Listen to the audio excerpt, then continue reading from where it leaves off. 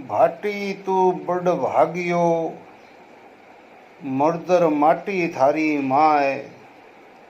36 कौम अब ठोन लियो, तू जासी संसद रे सीधो माय। उगतो सूरज कोई रोक सके, नहीं किसी में दम। रविंद्र भाटी ने गिरा सके, कट्ठे सु लाओ वो दम खम। जय हिंद, जय भारत। साथियों, जय हिंद, खमागणी, राम राम सा, जय माता जी की। मैं आपका साथी ओम प्रकाश जैसलमेर से। साहब, अच्छा चल रहा है, भाटी साहब का प्रचार भी ठीक चल रहा है, लोगों की टांग खिंचाई भी ठीक चल रही है। और बस आज का दिन है कि सरकार थोड़ी सी बिजी है कि करीब 112 के आसपास की सीटों पे आज मतदान है।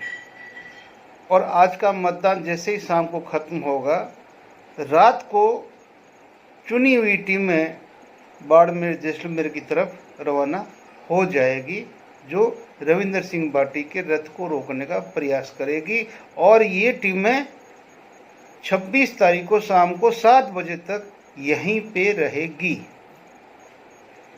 अब हमें खुद को कल सुबह से अपने आप को किस तरह तैयार करना है, ये हमारे एक मतदाता जो रविंदर सिंह भाटी को संसद में जाते हुए देखना चाहता है, उनको सोचना होगा।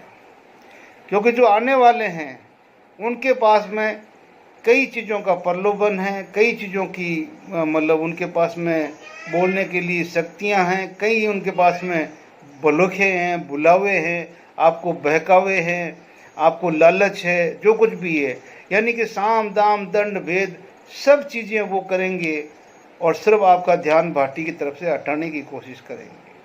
लेकिन कहते हैं ना कि जैसे चकवा है तो जैसे चांद की तरफ चाहे गर्दन पूरी मोड़ जाए उसकी पीछे की तरफ, लेकिन वो एक पल भी उस चांद को छुपने तक देखना छोड़ता नहीं है। वही हमारा चांद रविंद्र भाटी है, हम वो चकवे हैं, हमने नहीं छोड़ना पीछा। कल मैं सोशल मीडिया पे कुछ चीज़ें देख रहा था, आश्चर्य हुआ कि बाड़मेर बालोतरा जैसलमेर का क्षेत्रफल के हिसाब से दुनिया के 133 देश है। तो आप सोचो कि 133 देश का राष्ट्रपति बनो और आप अपना एमपी चुनो, बराबर है।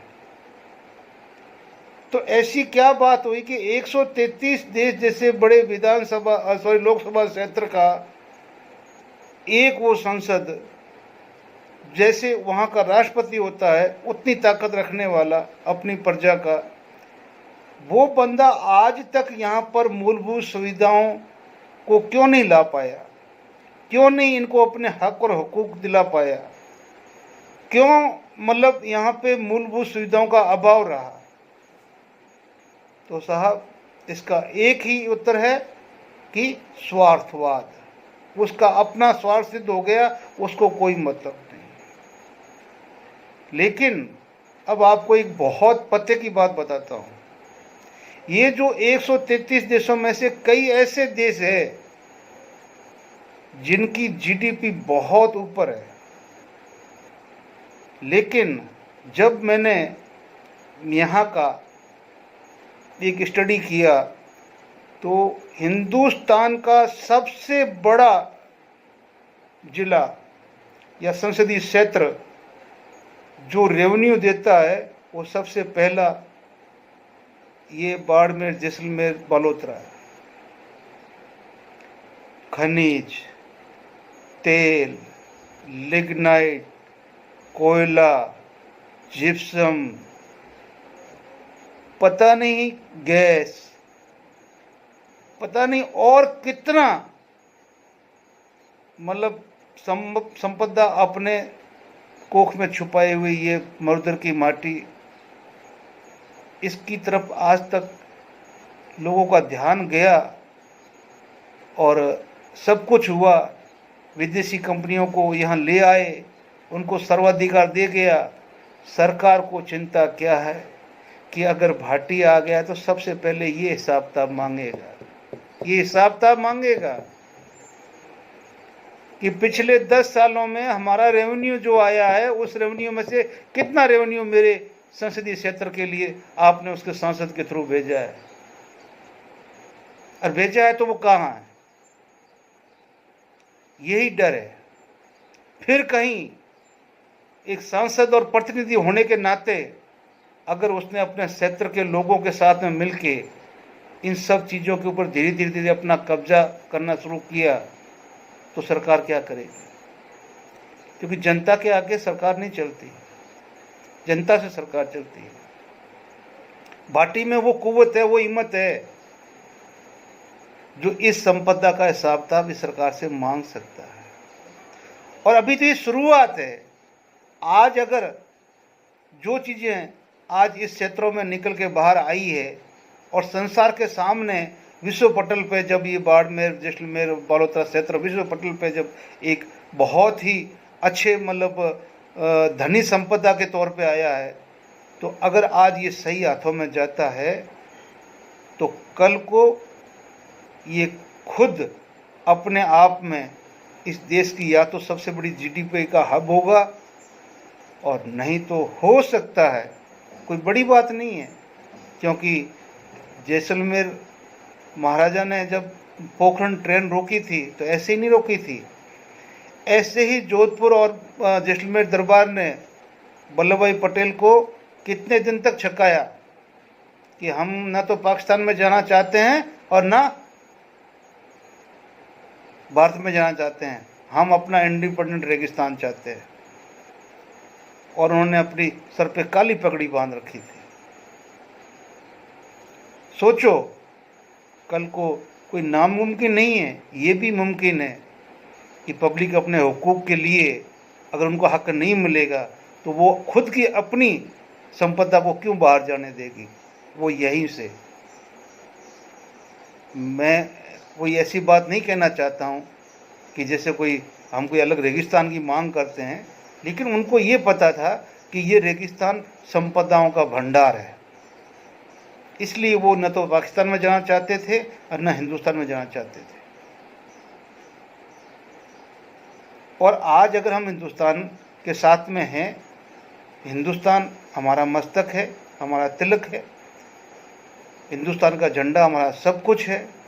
और आज हमने 3-3 4-4 लड़ाइयाँ पाकिस्तान से इस बॉर्डर से लड़ी है, तो आप समझिए कि इसके साथ में जैसे रण क्षेत्र के हिसाब से अगर आज हम पर सर्वप्रथम रहे हैं, इस क्षेत्र में अपने क्षेत्र को बचाया है, यहाँ के लोगों को बचाया है, बलवंत सिंह भाटी ने बचाया है, मतलब यहाँ के जो डाकू थे उन्होंने भी सैनिकों के साथ में लग के और लड़ाइयाँ लड़ी है। तो आप सोचिए कि अपने संपदा को सही तरीके से गवर्नमेंट के साथ में MOU करना, गवर्नमेंट के साथ में किस तरह से उसको करना है, मैनेज करना है। और जो आज ये पार्टी बोल रहे हैं ना कि मैं रोज़गार लाऊंगा, उसका सबसे बड़ा मतलब चीज़ यही है कि मेरे पास सब कुछ है इस धरा के अंदर, सिर्फ मैनेजमेंट करने की ज़रूरत है। सरकार को उसके ऊपर मनाने की ज़रूरत है, और सरकार नहीं माने तो किसी भी तरह उसको उस पॉइंट पे लाने की ज़रूरत है। और यहाँ रोजगार की कोई कमी नहीं रहेगी। क्यों कि यहाँ का क्षेत्र पूरा का पूरा ही, चाहे विंडशील्ड हो, चाहे सौर ऊर्जा हो, पता नहीं किस तरह की संपदा जो इस मरुधरा में भरी पड़ी है, किसी में भी नहीं है। इसलिए मैं बोलता हूँ कि 133 देशों में से किसी एक देश का राष्ट्रपति चुनना और यहाँ का MP चुनना बराबर है। अब भाइयों, मैं बोल रहा हूँ कि कल सुबह से देखना, ये मुकाबला और बड़ा तगड़ा होने वाला है। कांग्रेस ने पहले राजपूत बनाम जैनों को भी बहुत लड़ाया, राजपूत बनाम राजपूतों को बहुत लड़ाया, अब जाट बनाम राजपूत लड़ा रही है। तो जाटपूत आप समझ लो कि यहाँ पे जो कुछ भी है कि पॉलिटिक्स गेम चल रहे हैं, सबको ये सीट चाहिए। क्यों कि हॉट सीट नहीं है, हॉट के साथ में सबसे धनी सीट है, ये सबसे धनी, इसलिए सबको ये चाहिए यहाँ का रेवेन्यू। और इसको मैनेज कर सकता है तो सिर्फ भाटी कर सकता है, अपनी संपदा को मैनेज करते हुए भारत सरकार के साथ। और ये निर्दलीय होके भी पक्की आवाज़ उठा के कि ले भाई मेरे रेगिस्तान का श्वेत पत्र ये रहा संसद के अंदर, एक निर्दलीय ठोक सकता है कि मेरे रेगिस्तान का श्वेत पत्र है, इसका हिसाब किताब दो। विपक्ष इनके साथ में खड़ा होगा। जब कल को सरकार किसी की बनेगी, विपक्ष इस बंदे के साथ में खड़ा होगा कि हाँ भाई दो।